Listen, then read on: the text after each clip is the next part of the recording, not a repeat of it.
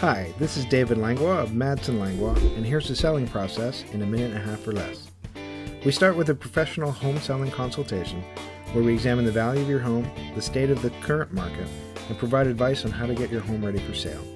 You'll benefit from choosing a team of realtors that has been successfully marketing homes for over 15 years. We then implement our exceptional marketing plan, taking advantage of our public and private networks, and establishing a terrific online presence for the greatest possible exposure. This all leads to showings, which should lead to offers. This brings us to the most important phase of selling, negotiations. At Madsen Langlois, we have over 25 years of combined experience and understand how to negotiate a sale that meets all your goals.